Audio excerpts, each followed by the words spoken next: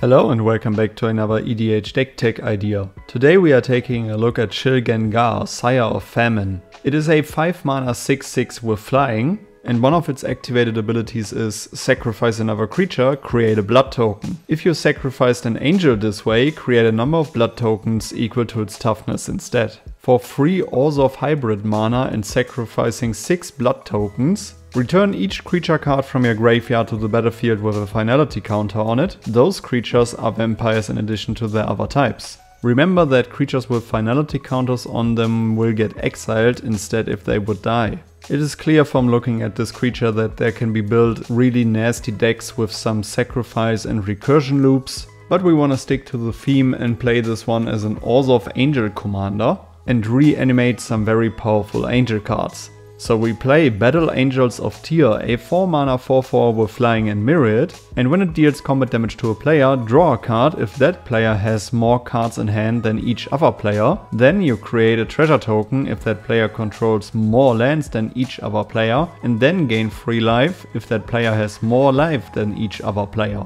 Myriad says whenever a creature with myriad attacks, its controller may create a token copy of that creature for each other opponent, and these token copies are exiled at the end of combat. But with the sacrifice trigger on the stack, we will just sacrifice the Battle of Angels of Tyr tokens into Shilgengar. And with that we already have enough blood tokens to activate Shilgengar's ability. Avacyn, Angel of Hope, an 8 mana 8/8 flying vigilance indestructible, and other permanents you control have indestructible. This creature means massive board protection, which can only be countered with bounce spells or an exile effect. Zephyra, Sky's Blade, a 7 mana 7/7, and you may pay 1 white and tap 4 untapped creatures you control with flying rather than pay the spell's mana cost. She has flying and lifelink, and other creatures you control with flying have indestructible. We play Lyra Dawnbringer, a 5 mana 5/5 with flying, first strike and lifelink, and other angels you control get +1/+1 and have lifelink. Righteous Valkyrie, a 3 mana 2/4 with flying, and whenever another angel or cleric enters the battlefield under your control, you gain life equal to that creature's toughness. As long as you have at least 7 or more life than your starting life total, creatures you control get +2/+2. Gaining life is definitely a theme in this deck, so this Anthem effect is very powerful for us. Angel of Indemnity, a 6 mana 5/5 with flying and lifelink, and when it enters the battlefield, return target permanent card with mana value 4 or less from your graveyard to the battlefield. It also has the Encore mechanic, so for 8 mana, exile this card from your graveyard, and for each opponent, create a token copy that's attacking that opponent this turn if able. They gain haste and sacrifice them at the beginning of the next end step, activate only as a sorcery. Also with these tokens we will just sacrifice them into Shilgengar's ability and create a bunch of blood tokens. While we are working our mana base to getting enough mana to play Shilgengar, we can still fill up our graveyard. For example with Renegade Reaper, a 3 mana 2/3 with flying, and when it enters the battlefield, mill 4 cards. If at least one angel card is milled this way, you gain 4 life.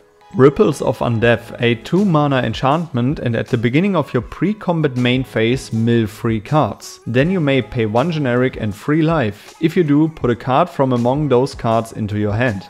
Remember that this card triggers in your pre-combat main phase, so you can still do upkeep and draw steps shenanigans. And remember that you don't have to pay the 1 generic and 3 life, it is a May ability. Buried Alive, a 3 mana sorcery, search a library for up to 3 creature cards, put them into your graveyard and then shuffle. We can also play Incarnation Technique, a 5 mana sorcery with Demonstrate. Demonstrate allows us to copy this spell, but for that one of our opponents also get to copy this spell. And then we mill 5 cards and then return a creature card from your graveyard to the battlefield. We definitely have to play Palantir of Orthanc, a 3 mana legendary artifact, and at the beginning of your end step, put an influence counter on Palantir of Orthanc and scry 2. Then target opponent may have you draw a card. If that player doesn't, you mill X cards, where X is the number of influence counters on Palantir of Orthanc, and that player loses life equal to the total mana value of those cards. Last but not least, we play Breach the Multiverse, a 7 mana sorcery. Each player mills 10 cards. For each player, choose a creature or planeswalker card in that player's graveyard. Put those cards onto the battlefield under your control, then each creature you control becomes a Phyrexian in addition to their other types. Finality counters prevent us from doing even more sacrifice loops, so we definitely want to remove those finality counters. So we play Thief of Blood, a 6 mana 1/1 with flying, and as Thief of Blood enters the battlefield, remove all counters from all permanents. Thief of Blood enters the battlefield with a +1/+1 counter on it for each counter removed this way. Remember that this is not a triggered ability, it simply happens as this card hits the battlefield.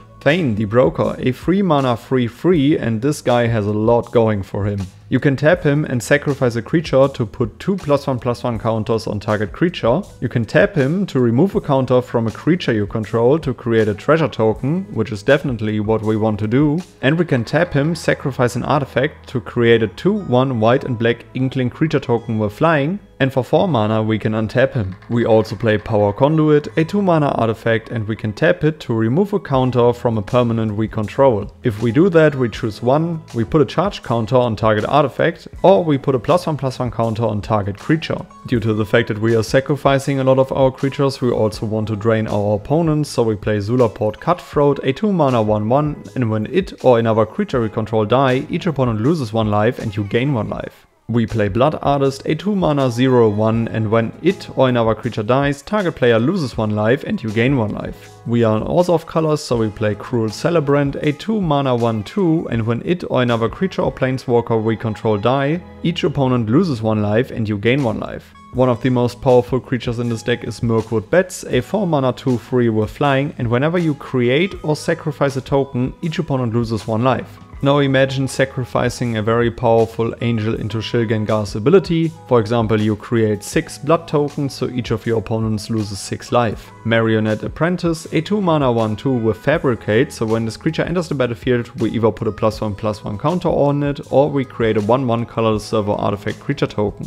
Whenever another creature or artifact you control is put into a graveyard from the battlefield, each opponent loses 1 life. This creature does it all for us as we sacrifice our creatures to create blood tokens, which are artifacts, and then as soon as we sacrifice them to reanimate our creatures, the apprentice will drain our opponents even more. We play Kambal, Profiteering Mayor, a 3 mana 2/4, and whenever one or more tokens enter the battlefield under your opponent's control, for each of them create a tapped token that's a copy of it, and this ability triggers only once each turn. Whenever one or more tokens enter the battlefield under your control, each opponent loses 1 life and you gain 1 life. You want to win more? You get it. Angelic Accord, a 4 mana enchantment, and at the beginning of each end step, if you gain 4 or more life this turn, create a 4/4 white angel creature token with flying. As there is a huge life gain theme in this deck, we might be able to trigger this one in each turn to create an army of angel tokens in 1 turn cycle, and in the worst case we can sacrifice those tokens into Shilgengar